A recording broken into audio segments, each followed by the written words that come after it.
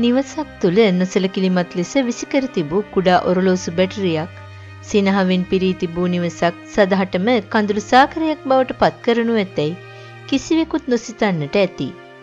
වැලිගම බටවල ප්‍රදේශයේ පදිංචිව සිටි තලාරඹ ඉන්දසාර විද්‍යාලයේ 3 වසරේ ඉගෙනුම ලබමින් සිටි නෙහාන් තක්ෂිලද සිල්වා නැමැති කුඩා දරුවා අවාසනාවන්ත ලෙස මෙලොව හැර ගියේ නිවසේ ඉවත දමා තිබුණු බොත්තම් බැටරියක් ගිල දැමීමෙන් පසු ඇති වූ දරුණු සංකූලතා හේතුවෙන්. සිය බාල පුතු යම් දෙයක් ගිල දැමූ බවට පියාට ඇති වූ සැකය මත වහාම ක්‍රියාත්මක වූ දෙමව්පියන් දරුවා වෛද්‍ය ප්‍රතිකාර සඳහා යොමු කර තිබුණා. එහිදී ලබාගත් එක්ස්රේ පරීක්ෂණ වාර්තා මගින් තහවුරු වී තිබුණේ දරුවාගේ සිරුර තුළ කුඩා බැටරියක් සිර වී ඇති බවයි. තත්ත්වයේ බරපතලකම වටහාගත් වෛද්‍යවරුන් දරුවා පළමුව මාතර මහ රෝහලටත් ඉන් අනතුරුව ගාල්ල කරාපිටිය ශික්ෂණ රෝහලටත් කඩිනමින් මාරු කර යැවීමට පියවරගෙන තිබුණා. රෝහල්ගත කිරීමෙන් පසු දරුවාගේ ආමාශයේ තිබූ එම බැටරිය ඉවත් කළ රෝහල් බලධාරීන් දින දෙකක නේවාසික ප්‍රතිකාර වලින් පසුව ඔහුව යලි නිවසට පිටත් කර යවා තිබුණා.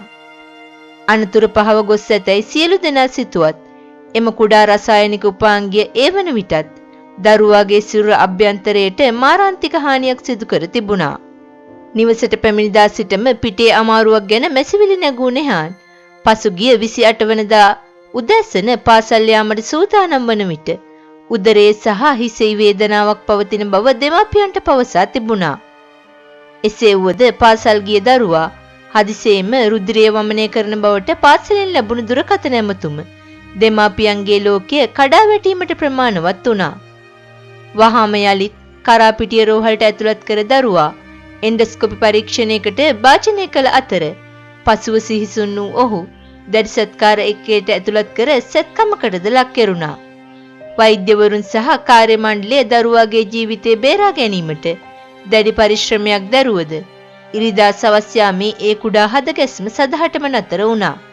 කරාපිටිය රෝහලේ හදිසි මරණ පරීක්ෂක චන්ද්‍රසේන ලොකුගේ මහතා සහ අධිකරණ වෛද්‍ය නිලධාරී UDA දිසානායක මහතා විසින් සිදු කරන ලද පරීක්ෂණවලදී අනාවරණය වූයේ පහළ බඩවැලේ ප්‍රධාන රුධිර නාලයකට බැටරිය මගින් සිදු වූ හානියෙන් හටගත් අභ්‍යන්තර රුධිර වහනය මෙම මරණයට හේතු වී ඇති බවයි. මෙවැනි කුඩා බොත්තම් බැටරි දරුවන්ට අතිශයින්ම අනතුරුදායක බව වෛද්‍ය අංශ පෙන්වා දෙනවා. මෙම බැටරියක් දරුවෙකුගේ මුඛයට ගොස් කෙල සමග මිශ්‍ර වූ වහාම විද්‍යුත් ධාරාවක් නිපදවන අතර එයින් සිරුරේ අභ්‍යන්තරයේ බරපතල රසායනික පිළිස්සීම් ඇති කරනු ලබනවා. බැටරියක් ශරීරගත වී පැය දෙකක් වැනි ඉතා කෙටි කාල සීමාවක් තුළදී වුවද ආහාර මාර්ගය හෝ ශ්වසන නාලය සිදුරු කිරීමට එය ප්‍රබල වනවා. දරුවන් භාවිතා කරන සෙල්ලම් බඩුවල බැටරි කවර ඉස්කුරුප්පු යොදා තද කර හෝ ආරක්ෂිත ටේප් පටි යොදා ආවරණය කර තැබීම දෙමව්පියන්ගේ වගකීමක්. එසේම භාවිතයෙන් ඉවත් කරන ලද පරණ බැටරිවල පවා සිරුරක් පිළිස්සීමට තරම් බලයක් පවතින බැවින් ඒවා මෙන්ම කාසි, පබළු සහ කුඩා චුම්බක දරුවන්ට හසු නොවනසේ ඈත් කර තැබිය යුතුයි.